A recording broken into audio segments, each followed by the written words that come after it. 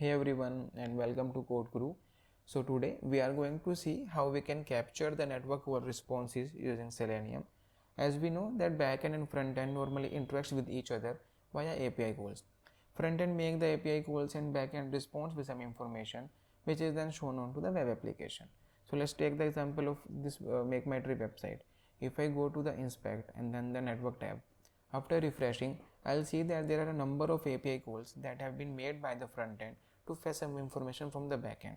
Now we will capture this particular information like response code, response headers, response body using Selenium in this video. Meanwhile, we have also created one article on our blog codekru.com to show how we can capture various responses using Selenium. We will be putting the link in the description, so feel free to check that out if you feel that you are stuck somewhere. With that said, let's move forward. So let's look at the code now. As you can see that we have already initialized our driver. As of now we are using Selenium 4, which gives us the ability to use DevTools, and DevTools are used to interact with the developer tools. So we will use it to interact with the network events and get the responses out of those calls. So let's make the object of DevTools. We can do it by using driver .get DevTools method, and then we can just create the session using create session method. After creating the session, as we are capturing the network event, so first we have to enable the network. So CDP provides us with one network.enable method. We can use this method to enable the network tracking so that the network events will be delivered to the client. So here Selenium is our client, so all the network events, be it request or response, will be delivered to the Selenium. So let's first enable the network. We can do it by using this syntax send and then network.enable. You can see that it accepts three parameters of optional type. We can just pass those optional as empty.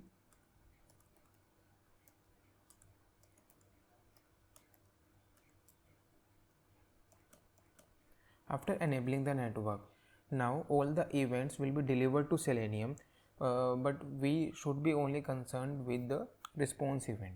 But if you want if you want to see a number of events, then those events can be seen here. You can see that there are a number of events that are written here. So all these events will be triggered on some specific condition.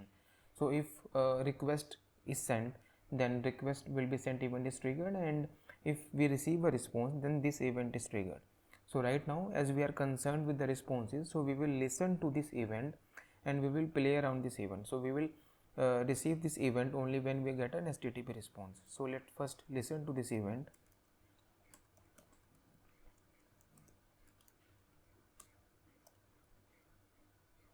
And now whatever we will get in the response, this is a lambda expression. So response received will contain the information of the response received. So all this information will be present within the response received information, response received event.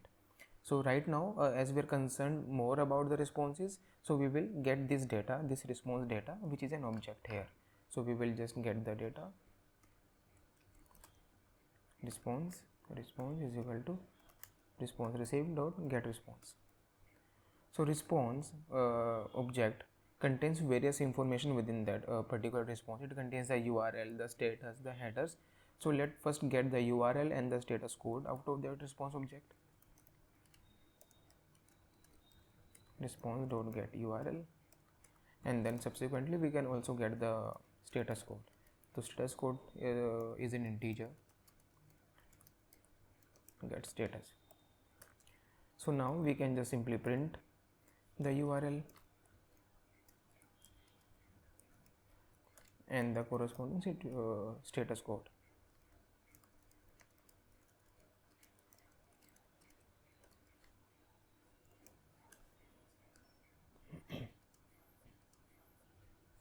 So let's just now navigate to the required website.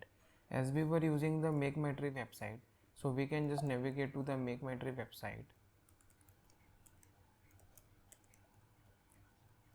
and run the program.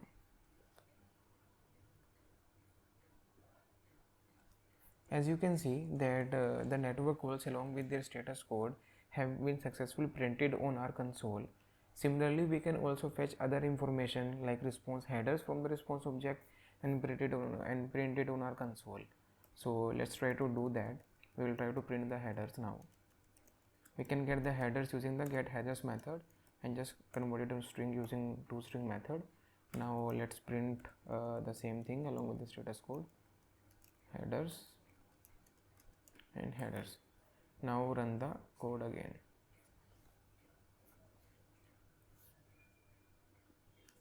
So you can see that now headers are also printed along with the status code, along with the URLs.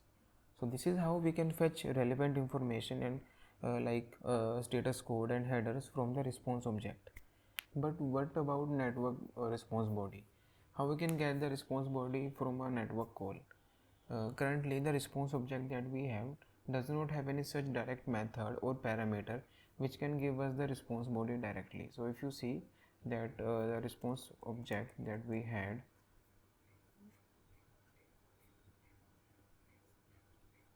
here you can see that there is no such method or there is no such parameter that can give us the response body directly. But network domain does provide us with one method known as get response body method, which can be used to fetch a response body of a network call.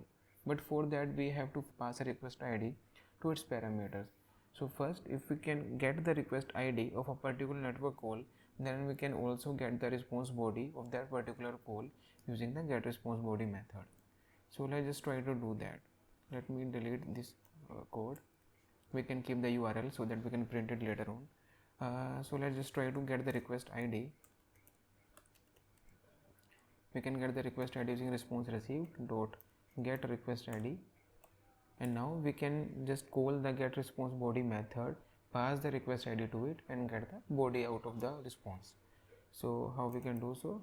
We can do so using string body, and then we can just call the method using DevTools dot send network dot get response body, pass the request ID to it, and then we can just get the body from the response that get response body method gave us. Now we can just simply print the URL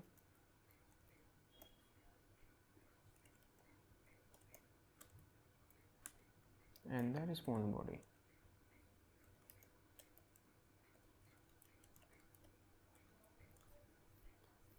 So if we run the code again, we would be able to see that the response body is printed along with the URL, and this is how we can easily fetch the response body from a network call. Until now we have seen how to fetch the response code or the headers, and now the response body as well, and all of this information is also mentioned on our blog codekru.com.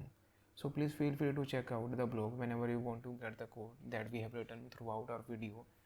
Hope this was helpful to you, and if you have liked the video, please click on the like button and subscribe our channel. Thank you.